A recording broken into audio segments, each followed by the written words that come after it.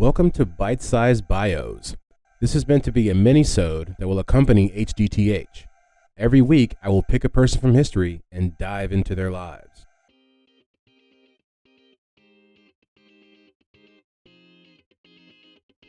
All right, welcome back to another episode of Bite Size Bios, BSB. This is, I think, number 22?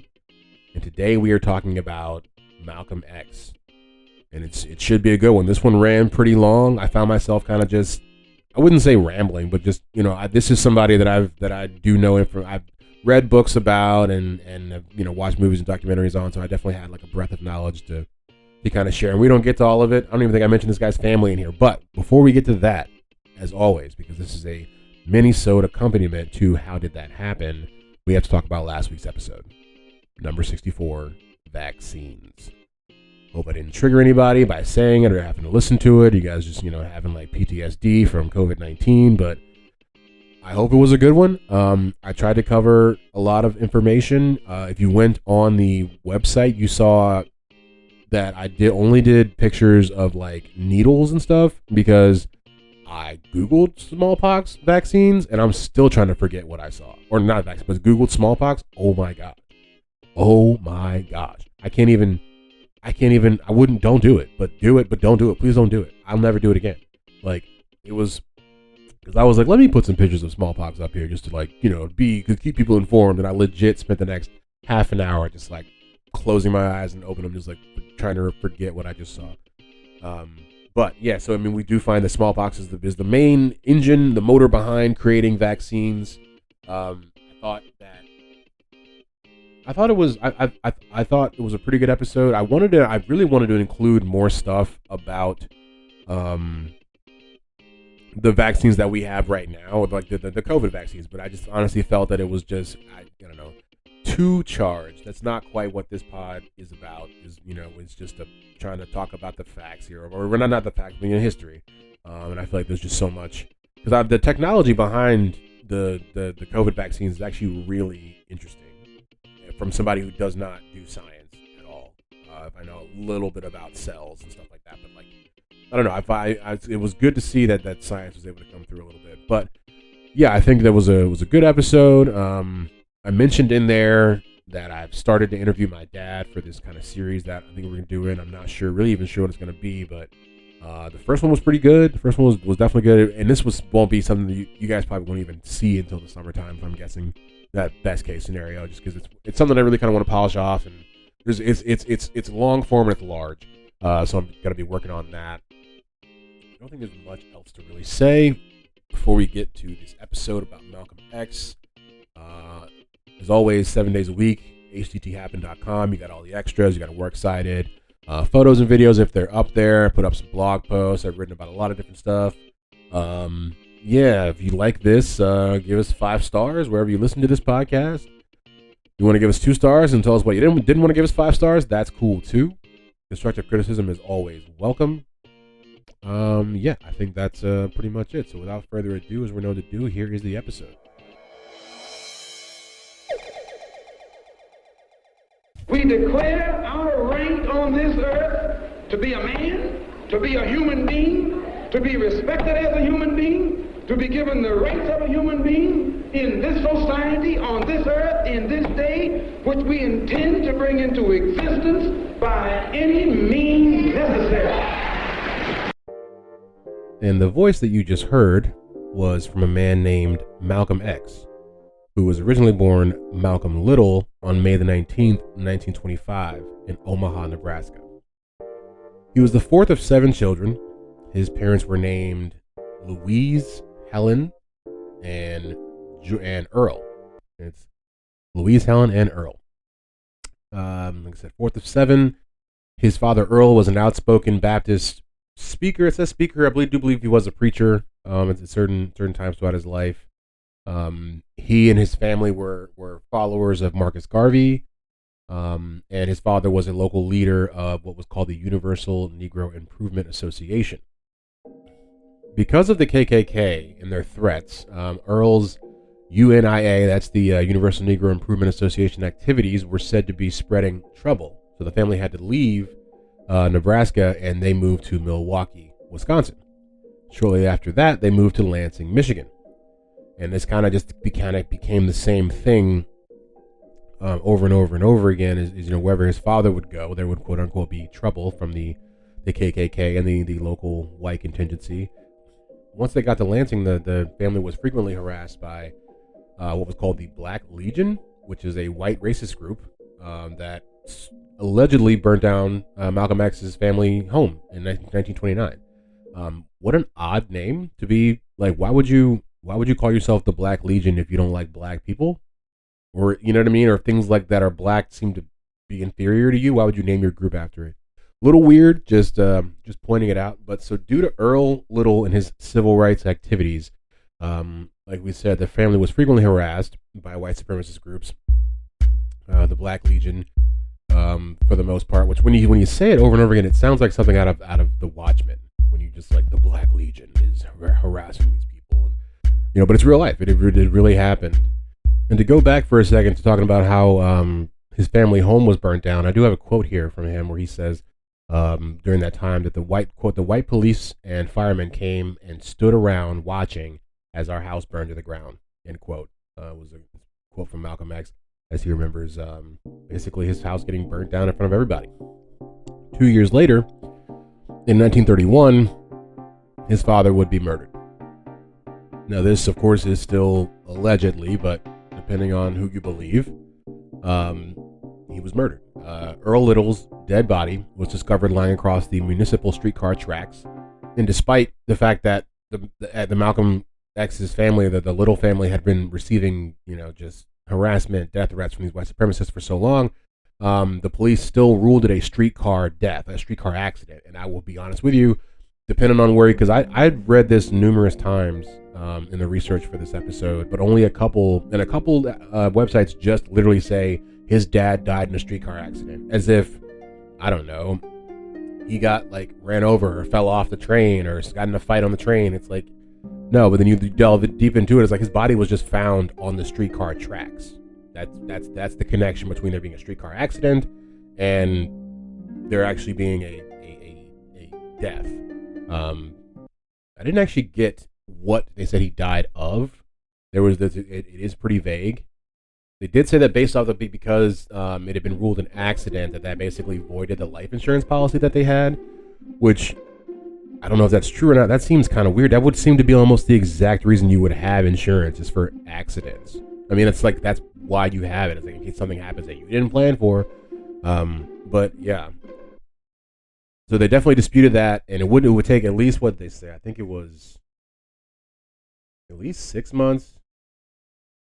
I don't know. It doesn't actually say. It does say that she disputed with the creditors for a while to get the money. She was eventually able to get about $1,000 from the life insurance in payments of $18 per month, which would have been about $18,000 at that time. Because then I think another reason that they're saying, and because you get conflicting reports of this stuff, as you guys probably know, it's like they're saying that some reports say he committed suicide, and so I guess if you commit suicide, you don't get the that could also void your life insurance as well. So we get to after Malcolm's father's death, his mother remarries. Louise gets married again. I don't think I have the name of who she got married. She got pregnant again with that guy's kid. The year later, after getting married, she had a nervous breakdown and was committed to the Kalamazoo State Hospital. And so the children were separated and sent to foster homes. Malcolm would actually be able to get her out of that hospital 24 years later, but she would be in there for almost a quarter century. And so Malcolm attended West Junior High School in Lansing, Michigan, and then Mason High School in Mason, Michigan, but left before graduating in 1941. As a rebellious youngster, Malcolm would be moved from place to place. He spent some time in the Michigan State Detention Home, which is in Mason, Michigan, and then he would actually end up moving out to the Roxbury section of Boston to live with his older half-sister, Ella, who was from his father's first marriage. And this is the part. This is because I've read his biography and I've seen the movie. Very good, very good. Both of them are actually pretty good. But this is the part to me that sticks out as to, I would say, the beginning of Malcolm X, in my opinion. The rest of it is, I mean, it's obviously that's his beginning. You can't argue that. But this is the part where I feel like he comes into his own. He comes with, whether that be good or bad. because once he gets out to Boston, he gets involved in petty criminal activities in his teenage years. He was known as Detroit Red for the reddish tinge in his hair, and also because he came from Michigan. So, he would turn into a street hustler, drug dealer, leader of a gang of thieves, which just sounds very Aladdin-y when you put it that way. But leader of a gang of thieves. And so during his time in Boston, he actually ends up also starting to go up to New York from time to time. I believe they say he gets a job on the New Haven Railroad, and ends up kind of going back and forth from Boston to Harlem, continuing to do his drug dealing, gambling, racketeering, robbery, pimping, all of the sort. They even say he had sex with guys sometimes, which, I think this is probably the third man in a row, actually, I think that we've done on Bite Size Bios, where like the salacious claims of like homosexuality are, kind of thrown out there to the masses to kind of, make people kind of paint your, kind of color your opinion on this person. But it's like this, we see as time goes on. I remember reading about Marlon Brando years ago, and then being like, oh, he was gay, or he was, but it's like, it's like times have changed so much that I don't know. It's just like being gay is not, it's not as like as interesting as it used to be, I guess, if it ever was, or just like there's so much. I don't know, the idea, like we talked about with Marlon Brando, who was also like basically a closet homosexual, and then, or it's also the way they get rebranded these days. It's like back in the day, it was like he was closeted. Now it's just like, yeah, people knew he had sex with dudes. It's like, really? Did they? But yeah, Marlon Brando with Richard Pryor, and actually that may be giving that away. I don't think I've done Richard Pryor. I don't think I've recorded him yet, but he's another one that I'm doing the research on, and he, just to let the cat out of the bag, he also was said to have sex with men. I think he had sex with a famous dude. I could be wrong. We'll definitely cover that. Back on track with Mr. X here. He befriended a man named John Elroy Sanford, who was a dishwasher at Jimmy's Chicken Shack in Harlem, which you just cannot make this stuff up. And he aspired to be a professional comedian. They both had reddish hair, and so basically this guy was called Chicago Red. Sanford was called Chicago Red, and Malcolm was known as Detroit Red. This is always an interesting story because the Chicago Red was, of course, a young Fred Sanford, who would go on to be a famous comedian, known mostly, depending on your generation, by Sanford and Son. Everyone likes. It's a good show. Crazy part about him, this is not his bio, but when he died, everyone thought he was faking it because his big thing was faking a heart attack. Which, if Fred Sanford, that was his thing. And so when he literally, I think he died of a heart attack, and everyone thought it was him going into a bit, and he was legit dying. That's just, you can look that up. It's life is funny sometimes. But yeah, so like we said, Sanford goes on to become Red Fox, and that's basically just a little tidbit to throw in there. We'll skip to, let's see, I don't know what we'll get to next. Oh, he was summoned to the draft board for military service in World War II, but he basically tried to play crazy and was said things to say like, quote, "I want to be sent down south, organize them inward soldiers, steal us some guns, and kill us some crackers," end quote. So he kind of just went in there and was like some crazy, like racist black dude, and they were like, you know what, you're good. I think we've got all the guys we need. So yeah, that was his little foray into military service. And so during this time, like I said, he's going back and forth between Boston and New York. And one of the times that he's in Boston, he and 4 other guys commit a series of burglaries that target wealthy white families. And, you can imagine how those families took it. They didn't like it very much. And in 1946, he was arrested while picking up a stolen watch that he had left at a shop for repairs. And it's like, is this your first time doing this, man? Like, you stole a watch, an expensive watch, and then we're like, it's broken. Let me, it's like people, it's like he doesn't know how cops work. So yeah, but that's because I always wonder. I looked for a lot of different things that they said. Oh, and then he went to prison. It's like, what did he go to prison for? And so yeah, he got an 8 to 10 year sentence for I guess burglary, specifically for stealing that watch. For larceny and breaking and entering. That's what it says here. But yeah, his first stint there was at Charlestown State Prison, and then 2 years later he was transferred to Norfolk Prison Colony, which sounds worse than Charlestown State Prison. But while he was in there, he met a guy named John Bembry. John Bembry was a self-educated man that Malcolm X would later describe as the first man I had ever seen command total respect with words. And under Bembry's influence, Malcolm developed a voracious appetite for reading.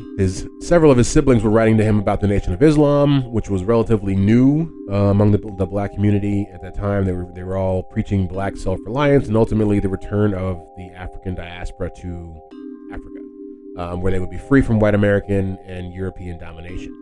So that was like what was kind of growing in his mind while he's sitting in prison, which is now, it's such a trope, it's such a cliche that, people, especially black people, go to jail and find religion, and they usually come out Muslims. I do wonder what the correlation is. Like, there's got to be something. There's got to be, because he obviously, I don't know if Malcolm X was the first one, but he was probably the most famous one. But they have not stopped doing that since he died. Yeah, he goes into all this. He ends up changing his diet. He stops smoking cigarettes. He doesn't eat pork. I think his brother Reginald goes to see him in jail and starts to kind of continue to spread, because it's his family on the outside is on the same thing as him on the inside. That's why I'm saying, I don't know, there's got to be some sort of correlation as to like going to jail and turning to Islam. I don't know what it is. I'm not trying to draw any sort of negative connotation. I'm just saying it's something that happens a lot. But I would love to. I've read a little bit of the Quran. We had to do a little bit of it in school for a class that I was in, but I've never read more. I would love to read more of it. I think reading any religious text, you can get a further insight into the people. It's like understanding, Christians. Oh, this is interesting. I didn't think I really even saw this. So basically, because he became so into Islam in prison, he got the nickname Satan because he was coming at all the Christians so hard. That's pretty wild to be so religious of like another religion that they're just like, yo, that dude is the devil. So yeah, he converts to Islam. He wrote to the Honorable Elijah Muhammad, who was leading the Nation of Islam. Muhammad wrote back and advised him to renounce his past, humbly bow in prayer to God, and promise never to engage in destructive behavior ever again. It's a lot for him to say coming from him. We may do one on Muhammad one of these days. Elijah Muhammad. We really should. So again, Malcolm gets this letter, starts to pray, and is in the Nation of Islam now. Following the nation tradition, he replaced his surname Little with an X, custom among the Nation of Islam followers who consider the family names to have originated with white slaveholders. And I did not know until I read the book, literally, because I'm a younger guy who didn't live this, that I thought like he was the only X. You know what I mean? I thought he was like, when I found out everybody, like I could be Richard X. Like I just, you know what I mean? Like it had so much more power when I thought it was just him. But it's cool. I get it. But yeah, when I found that out, I was like 22, 23, and it just took a lot of the oomph out of the X part for me. So he gets out of jail and kind of just starts going off with this Nation of Islam stuff. He founded the nation's newspaper, Muhammad Speaks. They could have got a better title than that, which he printed in the basement of his home, initiated the practice of requiring every male member of the nation to sell them, which is obviously going to be great fundraising. He articulated the nation's racial doctrines on the inherent evil of whites and the natural superiority of blacks. That was big for him, which is where I think the difference, obviously, between him and people like MLK is like he was going about it, as he said earlier in the clip, and I mean, really almost by any means necessary, but he had a whole different kind of view about society and life and how it was supposed to exist, I guess. When you think about when you think about MLK, his idea was really was equality. It was like let black people and people of color, period, have what are basically the inalienable rights, the human like civil rights. That should be just inherent. But whereas like Malcolm X, it was much more like we see, like he was like white people are evil and like black people are superior. It's like I can't subscribe to that. I really can't.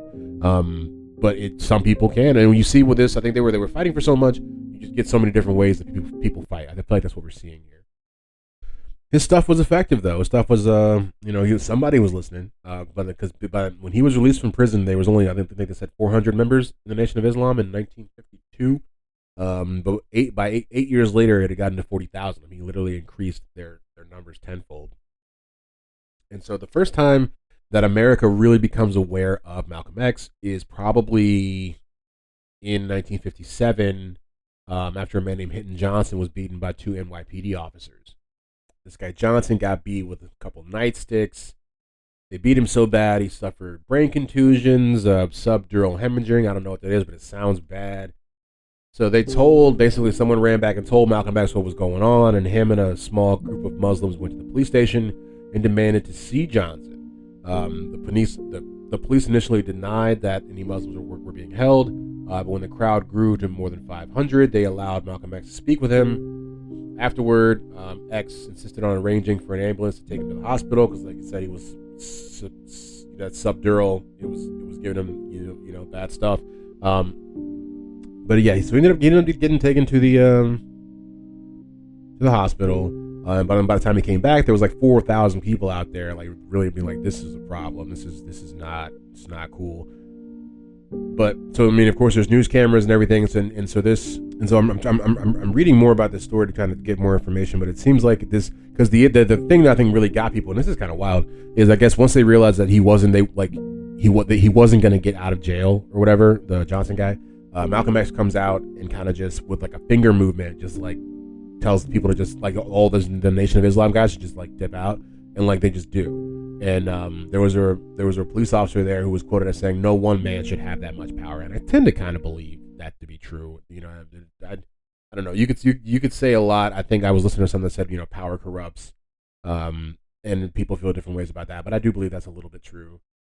And so it is said to be, this is one of the reasons that they say that the NYPD started to actually surveil Malcolm X and start to put like plants and moles and stuff in the Nation of Islam, because they were like, this guy might be a menace. He would also get watched by the FBI.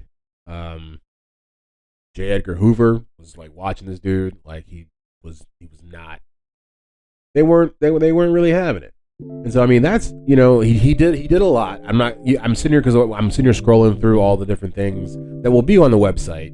Specifically, we're still trying to keep this relatively bite-sized, but because there's a lot that just talks about what he did, the speeches that he gave, galvanizing the community. They were featured in a documentary called "The Hate That Hate Produced." A lot of different stuff like that. But I'm gonna kind of skip, because to me, and I know his story a little bit, to really understand, I think the really bite-sized part of what happened to him is he got into this kind of the Nation of Islam, which had a kind of black power kind of angle to it, and kind of really had this idea of, like we were talking about, of like white people being the devil and black people being on a higher level, stuff like that. And then he goes on this Hajj to Mecca and hangs out with all these other types of Muslims who are of all different colors, shapes, and sizes, and he starts to really see the religion for what it is, and realize that it's not quite the same stuff that he's been hearing from the Honorable Elijah Muhammad. He comes back a changed man, and then basically starts to actually renounce the nation. And I have a little bit on that. This happens in the early 60s, and it really has to stem with, it looks like there was some sort of what does it say here? Once again, this is the LAPD this time. The LAPD beat some Muslims out front of a temple. What they're going to say, it's temple number 27. And basically, after that, more than 70 officers showed up, and then they raided the mosque and then just randomly beat up some more Muslim people. And so this really made Malcolm X mad. And he wanted to retaliate violently. I can understand that. And but he sought the approval of Elijah Muhammad, and he wouldn't do it. And that was really I would say the last straw. It was definitely a turning point in him being like, okay, I'm not really, I don't know, we're not really on the same page here. And so on March 8th, 1964, Malcolm X publicly announced his break from the Nation of Islam. He said he was planning to organize a black nationalist organization to heighten the political consciousness of African Americans. And that will bring us to his assassination, which will come less than a year later. On February 19th, 1965, Malcolm X told an interviewer, Gordon Parks, that the Nation of Islam was actively trying to kill him. And on that same day, when he was preparing to address the OAAU in Manhattan's Audubon Ballroom, which was a 400-person audience that he was in front of, someone yelled out, "Inward, get your hand out of my pocket."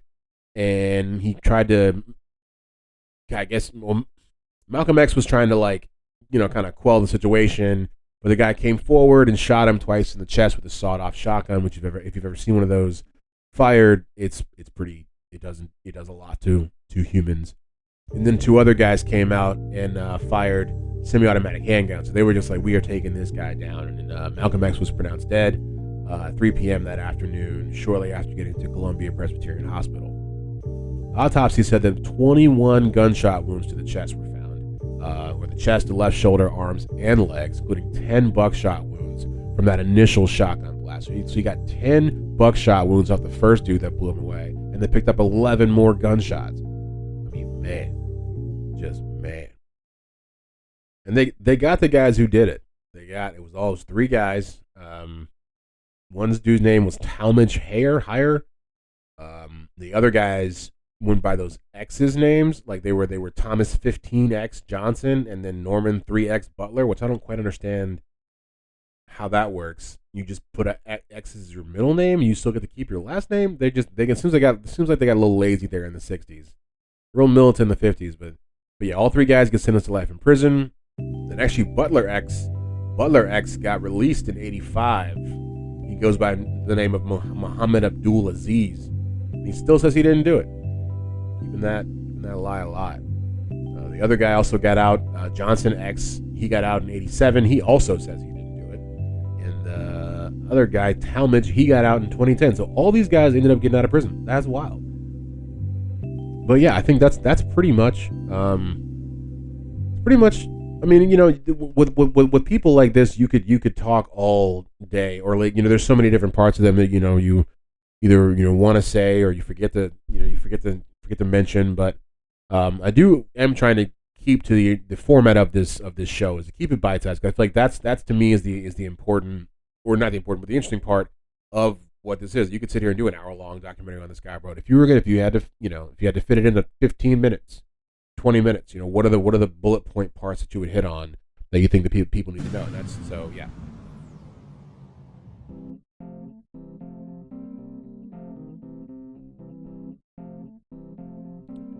All right, hope you guys enjoyed that episode of Bite Size Bios. It wasn't that bite size, was it? I know. As I was recording it, I was like, this just keeps going, and I just kept scrolling. And I mean, when I tell you I cut out, if you go to the website, you'll see the article is just way longer than this little. I'm not even sure, because at this moment of saying this now, I haven't fully gotten the edit down, so I don't know how long it's going to be, but I definitely know it's not bite sized. But yeah, I hope you guys liked it, learned a lot about Malcolm X. I do think I want to do one on Elijah Muhammad.